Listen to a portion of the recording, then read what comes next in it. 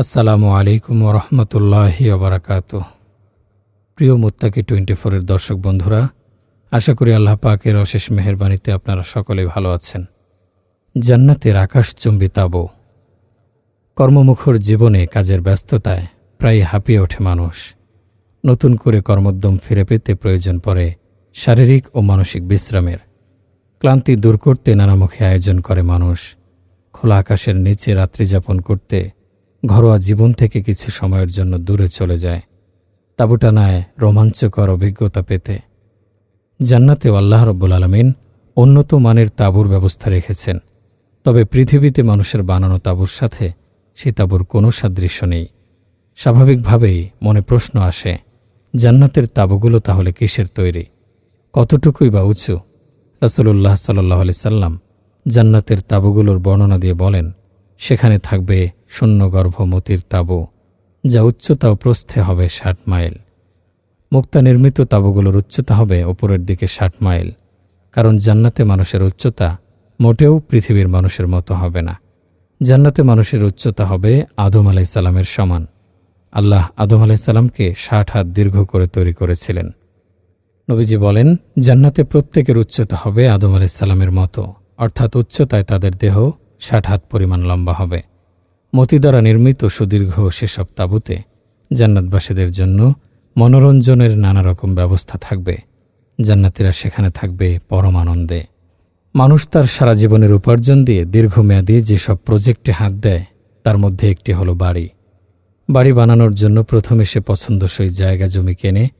জমি নিচু থাকলে বালি বা মাটি দিয়ে উঁচু করে নেয়। একজন আর্কিটেক্ট এনে পরিকল্পনা করে কিভাবে বাড়ি তৈরি করবে। ঢাকার মধ্যে হলে রাজযোগ থেকে কাগজপত্র তৈরি করিয়ে আনতে হয়। অন্যান্য সিটি কর্পোরেশন হলে বাড়ি বানানোর কাগজপত্র সংগ্রহ করা লাগে। কাগজপত্রের কোনো ঝামেলা হলে ঘুরতে হয় চরকির মতো। তারপর সবকিছু ঠিকঠাক হলে বাড়ি বানানোর কাজ শুরু করা যায়। ইট, সিমেন্ট, বালু আসে, মিস্ত্রিরা এসে বাড়ির কাজ শুরু করে। অবশেষে দীর্ঘ সময় নিয়ে শেষ হয় বাড়ি বানানোর কাজ। দীর্ঘদিনের পরিশ্রম, লক্ষ লক্ষ টাকা খরচ করার পর মানুষ যখন তার স্বপ্নের মঞ্জিলে পৌঁছে, তখন ফেলে তৃপ্তির নিঃশ্বাস। যে আল্লাহকে বিশ্বাস করে সে কৃতজ্ঞতা জানায় আল্লাহর প্রতি, কারণ আল্লাহ সামর্থ্য না দিলে বাড়ি করা আদৌ সম্ভব হতো না। আর একজন অবিশ্বাসী এটাকে টোকেন ফর গ্রান্টেড হিসেবে ধরে নেয়, মনে করে এটা তো আমার পাওয়ারই কথা। পৃথিবীতে বাড়ি বানাতে পারে মুষ্টিমেয় কিছু লোক। বাবা যে বাড়িটি বানিয়ে গেছেন, সেই বাড়িটি সন্তান হয়তো একটু ফাইন টিউন করে, রং করে, ঘরের পাশে নতুন দেয়াল তৈরি করে, নতুনত্ব আনে, দু একটা ওয়াশরুম বানিয়ে। কিন্তু ঘরের মূল কাঠামো থাকে অক্ষত, যেমনটা বাবা রেখে গিয়েছিলেন। কেউ বা তার দাদার বানানো বাড়িতে থাকে, কেউ বা থাকে তার দাদার বাবার বানানো বাড়িতে। কি অদ্ভুত! যে মানুষটা তার সারা জীবনের সঞ্চয় দিয়ে বাড়ি নির্মাণ করল, সে মানুষটাই সেখানে বেশি দিন থেকে যেতে পারবে না। বাড়ি জমাবেন তার জন্য বরাদ্দ 3.5 হাত মাটির ঘরে। তার বানানো বাড়িতে থাকবে তার পরবর্তী প্রজন্ম। একসময় হয়তোবা তিনিই চলে যাবেন বিস্মৃতির অতলে।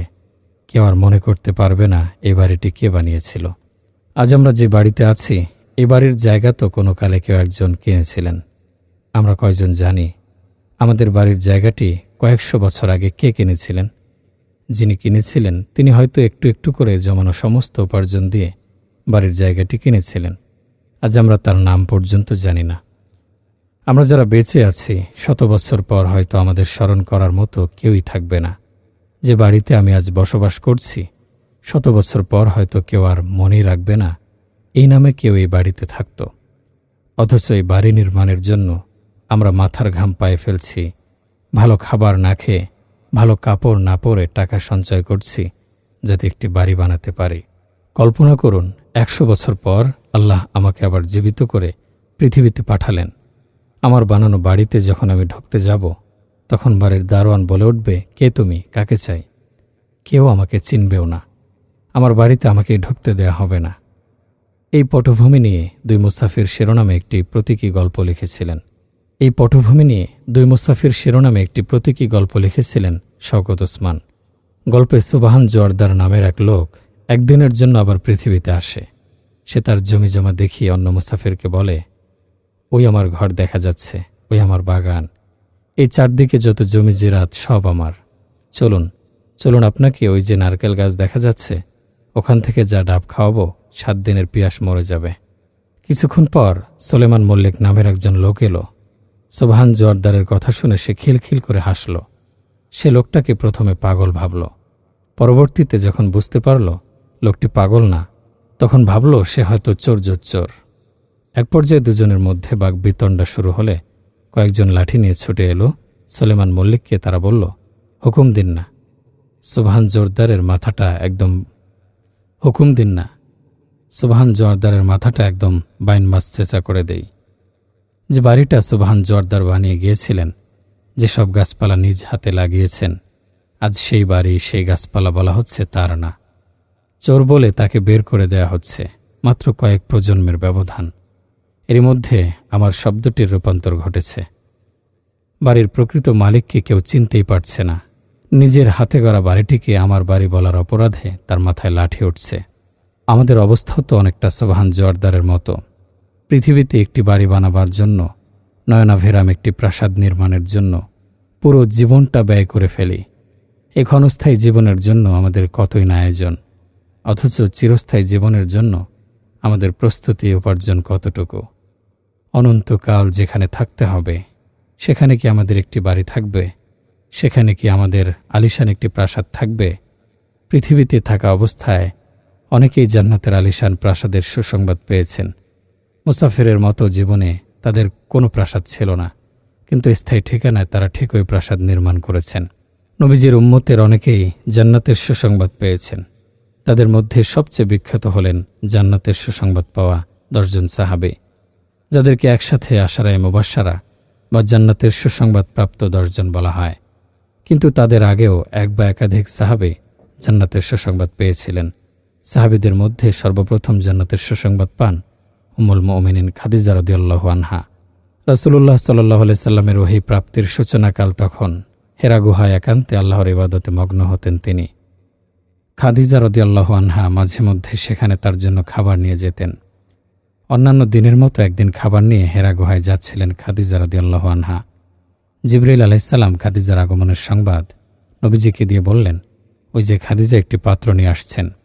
যখন তিনি আপনার কাছে পৌঁছবেন, তখন তাকে জান্নাতের এমন একটি প্রাসাদের সুসংবাদ দেবেন, যার অভ্যন্তরভাগ মতি দ্বারা তৈরি করা হয়েছে। সেখানে না থাকবে কোনো শোরগোল, না থাকবে কোনো দুঃখ ক্লেশ। কত মহীয়সী সেই নারী, যাকে আল্লাহ মৃত্যুর আগেই জান্নাতের জন্য নির্বাচন করেছেন এবং পৃথিবীতে থাকতেই তাকে জান্নাতের সুসংবাদ পৌঁছে দিয়েছেন। একবার রাসূলুল্লাহ সাল্লাল্লাহু আলাইহি সাল্লাম স্বপ্নে জান্নাতের একটি স্বর্ণনির্মিত বর্গাকার সুউচ্চ প্রাসাদ দেখতে পান। তিনি জিজ্ঞেস করলেন, প্রাসাদটি কার? তাকে বলা হলো, এটা আরবের এক ব্যক্তির। তিনি বললেন, আমি একজন আরব, সুতরাং প্রাসাদটি কার? তাকে বলা হলো, এটি কুরাইশ বংশের এক ব্যক্তির। নবীজি বললেন, আমি একজন কুরাইশ বংশীয়, অতএব প্রাসাদটি কার? এবার তাকে বলা হলো, প্রাসাদটি মুহাম্মদের এক উম্মতের। নবীজি বললেন, আমি মুহাম্মদ, অতএব প্রাসাদটি কার? অবশেষে তাকে বলা হলো, প্রাসাদটি উমার ইবনুল খাত্তাবের। রাসূলুল্লাহ সাল্লাল্লাহু আলাইহি সাল্লাম প্রাসাদটিতে প্রবেশ করতে চাইলেন, কিন্তু উমর রাদিয়াল্লাহু আনহুর আত্মসম্মান বোধের কথা ভেবে আর প্রবেশ করলেন না। খাদিজা এবং উমর রাদিয়াল্লাহু আনহুমার জন্য আল্লাহ জান্নাতে সুউচ্চ প্রাসাদের ব্যবস্থা রেখেছেন, কিন্তু উম্মতের বাকিরা কিভাবে জান্নাতে প্রাসাদ নির্মাণ করবে? পৃথিবীতে একটি বাড়ি নির্মাণের জন্য আমরা কত পরিকল্পনা করি, টাকা উপার্জনের পথটি বৈধ নাকি অবৈধ সেটাও বিবেচনায় আনি না। যেভাবেই হোক একটি বাড়ি চাই। এই মুসাফিরখানার জন্য যদি এত আয়োজনের প্রয়োজন পড়ে, তাহলে স্থায়ী নিবাসের জন্য তো আরও বেশি আয়োজনের প্রয়োজন। আসার কথা হলো, স্থায়ী ঠিকানায় একটা প্রাসাদ নির্মাণের খরচ অনেক কম। স্থায়ী ঠিকানায় প্রাসাদ নির্মাণ করতে খুব বেশি কাঠখড় পোড়াতে হয় না। রাসূলুল্লাহ সাল্লাল্লাহু আলাইহি সাল্লাম জান্নাতে প্রাসাদ বানানোর কয়েকটি আমল বলে গিয়েছেন। যে ব্যক্তি ন্যায়সঙ্গত হওয়া সত্ত্বেও ঝগড়া পরিহার করবে, তার জন্য জান্নাতের উপকণ্ঠে একটি প্রাসাদ নির্মাণ করা হবে। যে ব্যক্তি তামাশার ছলেও মিথ্যা বলে না, তার জন্য জান্নাতের মধ্যভাগে একটি প্রাসাদ নির্মাণ করা হবে। যে ব্যক্তি নিজের চরিত্র সুন্দর করবে, তার জন্য জান্নাতের উচ্চতর স্থানে একটি প্রাসাদ নির্মাণ করা হবে। যে ব্যক্তি আল্লাহর সন্তুষ্টির উদ্দেশ্যে মসজিদ বানাবে, আল্লাহ এর বিনিময়ে জান্নাতে তার জন্য অনুরূপ একটি প্রাসাদ তৈরি করবেন। যে ব্যক্তি দিনে 12 রাকাত সুন্নাত সালাত আদায় করবে, জান্নাতে তার জন্য একটি ঘর নির্মাণ করা হবে। এই আমলগুলো যে করবে তার জন্য জান্নাতে নয়নাভিরাম দালান নির্মাণের ব্যাপারে স্বয়ং রাসূলুল্লাহ সাল্লাল্লাহু আলাইহি সাল্লাম জিম্মাদারি গ্রহণ করেছেন। পৃথিবীতে সুরম্য অট্টালিকা দেখে আমরা আফসোস করি, ইস, আমাদেরও যদি এমন একটা অট্টালিকা থাকত। সুরম্য অট্টালিকা পেলেই বা কতদিন থাকতে পারব? 10 বছর, 20 বছর, 50 বছর, 100 বছর, এর থেকে বেশি তো নয়। পৃথিবীতে একটা প্রাসাদ পেলেও তো চিরকাল থাকা সম্ভব নয়। রোম সম্রাট, পারস্য সম্রাটদের প্রবাদতুল্য প্রাসাদ ছিল।